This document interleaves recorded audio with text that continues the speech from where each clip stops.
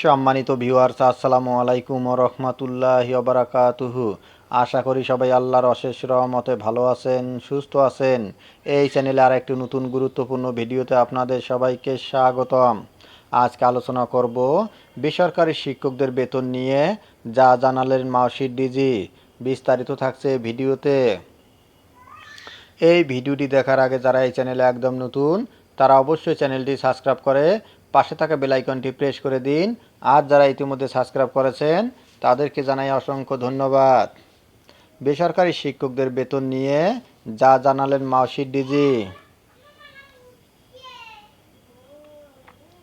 বেসরকারি শিক্ষা প্রতিষ্ঠানে কর্মরত এমপিভুক্ত শিক্ষক কর্মচারীদের জানুয়ারি মাসের বেতন নিয়ে সংশ্লিষ্টরা কাজ করছে।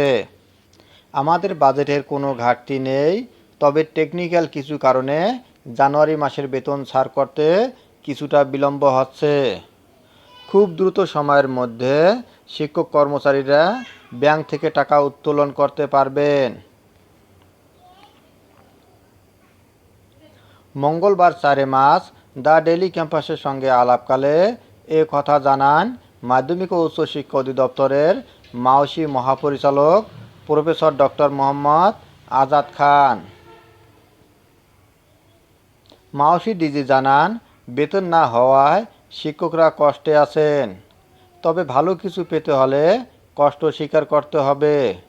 এই অসুবিধার সাময়িক, এই প্রক্রিয়াটি পুরোপুরি চালু হয়ে গেলে শিক্ষকরা মাসের শুরুতেই বেতন পাবেন।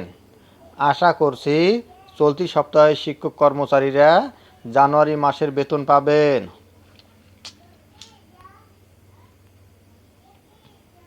জানা গেছে, বেসরকারি এমপিভুক্ত প্রায় 3.5 লাখ শিক্ষক কর্মচারীর বেতন দিতে এজি অফিসে তথ্য পাঠানো হয়েছে। আগামীকাল বুধবার অথবা আগামী বৃহস্পতিবার শিক্ষক কর্মচারীদের ব্যাংক অ্যাকাউন্টে বেতন যাবে। এরপর তারা জানুয়ারি মাসের বেতন তুলতে পারবেন। এ বিষয়ে মাওশির সাধারণ প্রশাসন শাখার উপপরিচালক মোহাম্মদ শাহজাহান দ্য ডেইলি ক্যাম্পাসকে বলেন, শিক্ষক কর্মচারীদের জানুয়ারি মাসের বেতন ছাড়ের সব প্রক্রিয়া সম্পূর্ণ হয়েছে।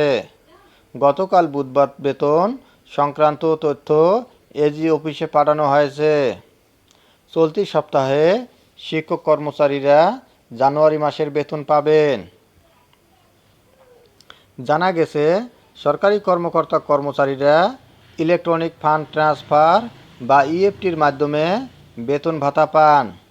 তবে বেসরকারি শিক্ষা প্রতিষ্ঠানে কর্মরত এমপিওভুক্ত শিক্ষক কর্মচারীদের বেতন ভাতা সরকারি কোষাগার থেকে ছাড় হলেও তা রাষ্ট্রায়ত্ত 8টি ব্যাংকের মাধ্যমে অ্যানালগ পদ্ধতিতে ছাড় হয়।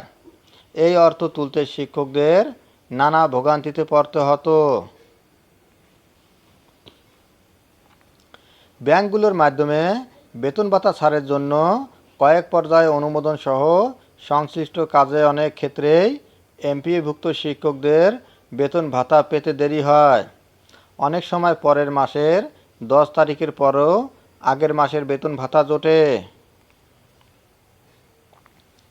আমি এক দুর্গম চরের স্কুলে চাকরি করি। আমার বাড়িতে 2000 টাকার মতো খরচ হয়, অথচ আমার কাছে 400 টাকাও নেই।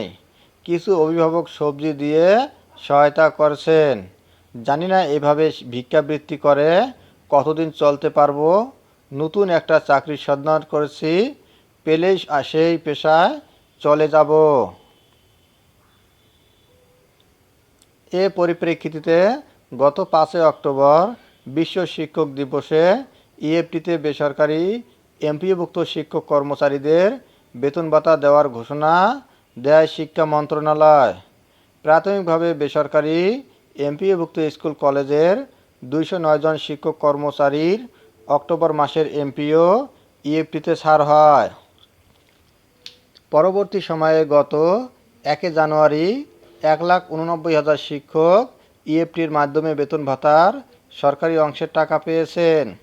দ্বিতীয় ধাপে 67,000, তৃতীয় ধাপে 84,000 এবং চতুর্থ ধাপে 8,200 এর অধিক শিক্ষক কর্মচারীকে ডিসেম্বর মাসের বেতন দেওয়া হয়েছে। তবে তারা এখনও জানুয়ারি মাসের বেতন পাননি। ধন্যবাদ জানিয়ে বিদায় নেওয়ার আগে আবারও অনুরোধ জানাই, যদি ভিডিওটি ভালো লাগে এবং সর্বশেষ শিক্ষামূলক আপডেট ভিডিও পেতে চান তাহলে অবশ্যই চ্যানেলটি সাবস্ক্রাইব করুন। ধন্যবাদ সবাইকে।